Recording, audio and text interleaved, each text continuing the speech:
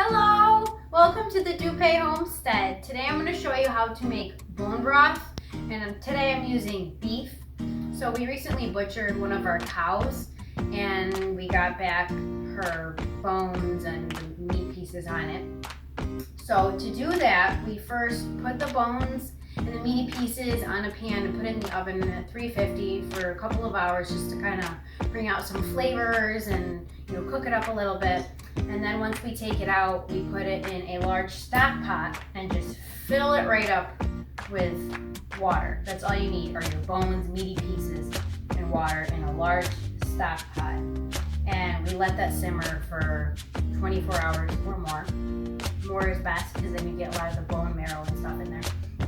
So right now I have my cooled down bone broth, and I'm going to separate the meat and the bones and let the broth drip down. And we're also going to take the cooked bones and put them in the oven again to dry them out and use it for bone meal for our garden.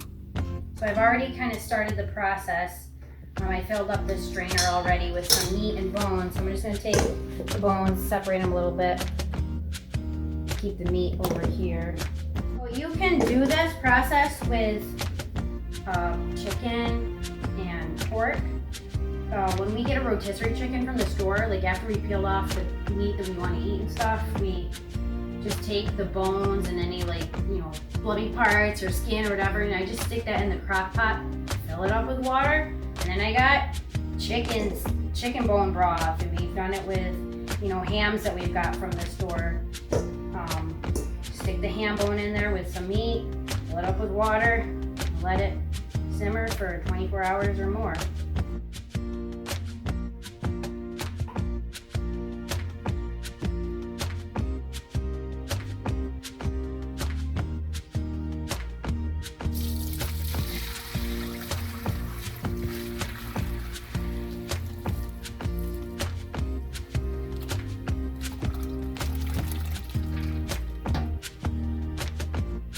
Okay, so the broth was a little too cool, so the fat was a little too thick. So to help with the viscosity, I did heat it up on the stove and then strain it into a smaller bowl so I can, handle this better. There is still some more broth on the stove. So to put it into the jars, I'm going to continue to strain it to collect any smaller pieces. Just go ahead and pour it in and try not to make a big mess.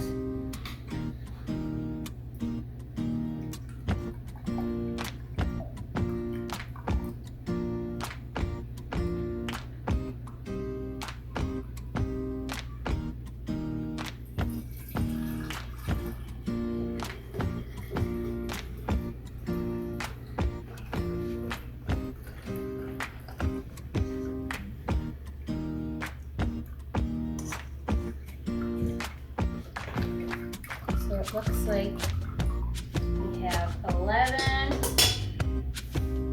jars filled, but this one's not quite filled all the way, so I'll just stick this right in my fridge, or I could pour it in a Ziploc bag and freeze it. So next we're going to wipe down the rims with vinegar on a cloth, just a little bit, and then put the lids on, and I'm going to pressure can it. So I'm going to take this cloth with a little bit of vinegar and wipe the rims to get off any grease that might be on there that will mess with the seal.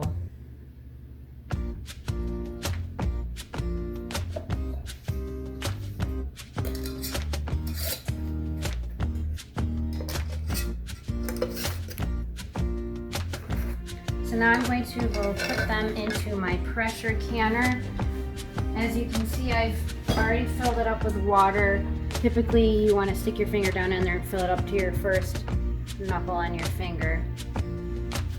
Just go ahead and place these in. This is off right now. Go ahead and lock on the lid. Make sure your arrow's lined up.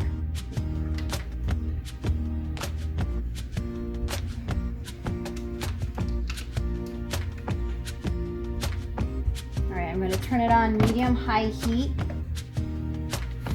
and once it starts to vent through this, You want it to vent out some steam for 10 minutes. I'll set a timer once I see it starting to come out.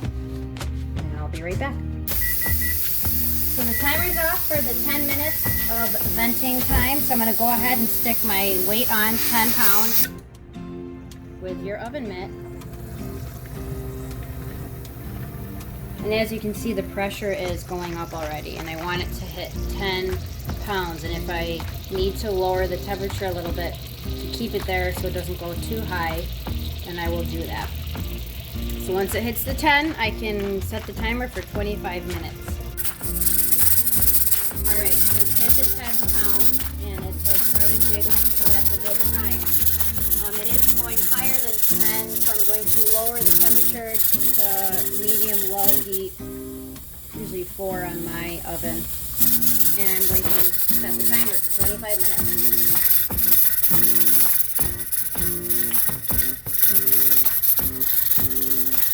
And then when it's done, I'll shut it off and let it cool down all by itself.